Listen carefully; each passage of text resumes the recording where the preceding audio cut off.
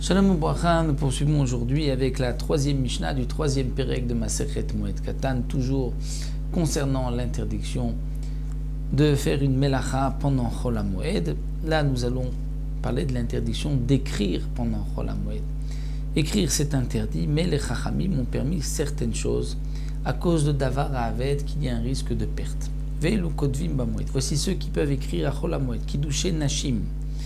Kiddushe Nashim, c'est-à-dire un shtar, où un homme marque Areat Mekudeshet li. On peut se marier en donnant de l'argent, en donnant une bague à une femme, en disant Areat Mekudeshet li, elle va se marier par cette bague. Mais aussi, comme c'est marqué dans la Maseret Kiddushin, en écrivant sur un morceau de papier Areat Mekudeshet li, on lui donne, elle est Mekudeshet. Et on a le droit donc de lui donner des Kiddushin pendant Chol HaMoed, de peur que si ce n'est pas lui qui se marie avec elle aujourd'hui, un autre va peut-être la devancer.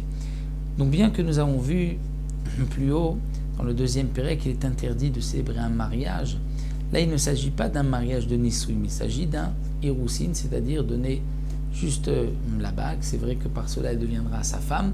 Aujourd'hui, on cumule les deux, on fait les Kiddushin et les Nisuim en même temps. Sous la choupa, d'abord, le Khatan donne la bague, donc elle devient sa femme par les Kiddushin, on appelle aussi Irousim les fiançailles. Et juste après, il y a les Sheva Brachot, la Ktuba, qui forment le mariage. Mais à l'époque, ces deux parties étaient en deux temps.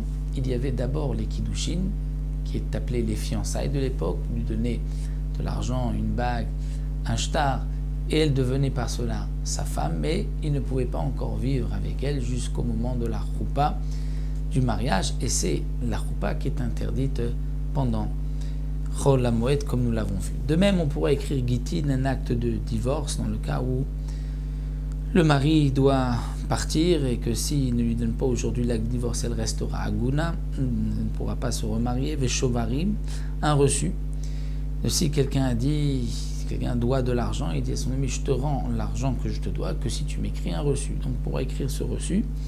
Deyatike, c'est un testament.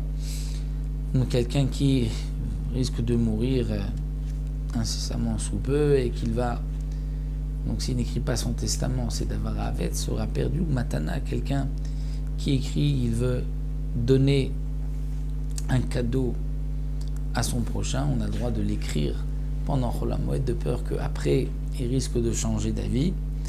Ou prosbolim, le fameux prosbol, c'est-à-dire écrire le prosbol à l'approche de l'année de la Shemitah, de la fin de l'année de la Shemitah, où toutes les dettes vont s'annuler.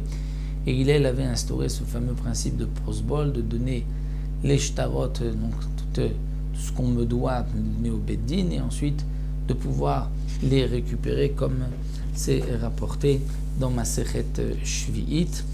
On pourrait aussi écrire Igrot Shum, c'est-à-dire lorsque le Beddin va faire une évaluation d'un champ pour une saisie, si le lové qui est emprunté n'a pas de quoi payer.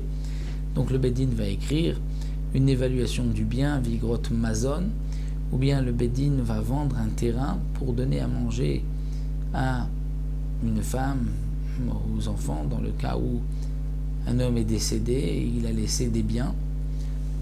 Donc le Beddin pourra prendre de ses biens pour nourrir sa femme et ses filles, et on va écrire donc Igrot Mazon, donc un shtar. Ou bien dans un autre cas, si quelqu'un s'est engagé, lorsqu'il se marie avec une femme qui a déjà des enfants, il s'engage à nourrir les enfants de sa femme, ça on pourra l'écrire pendant Chol HaMoed. Shtare Chalitza, un acte où la femme a fait Chalitza, si elle a perdu son mari sans avoir d'enfants, elle devra faire le Yiboum, le lévira avec le frère de son mari. Si il ne veut pas faire le Yiboum, il faut faire Chalitza, et le Beddin va écrire que la Chalitza a été faite. Ou Meunim, c'est Mioun, c'est-à-dire lorsqu'une petite fille a été mariée par son frère ou sa mère. Comme nous le savons, jusqu'à l'âge de 12 ans, un homme peut marier sa fille, c'est-à-dire il peut recevoir des kiddushin pour sa fille et elle est mariée Minatora.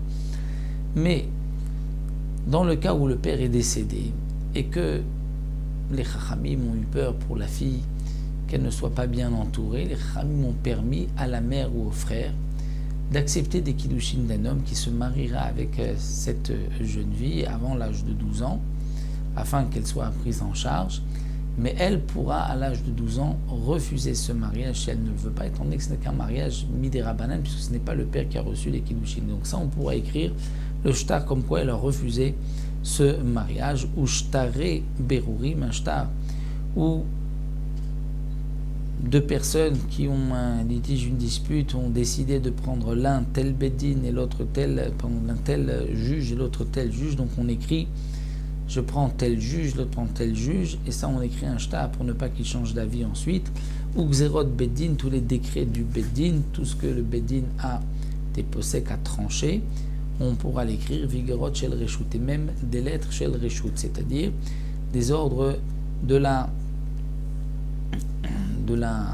du gouvernement, et d'après certains ce sont même des lettres qu'un homme écrit à son prochain, des lettres de shalom. Donc ça c'est permis aussi pendant Chol HaMoed. Tout ceci est considéré comme étant davar ha'avet, comme une perte si on ne le fait pas tout de suite.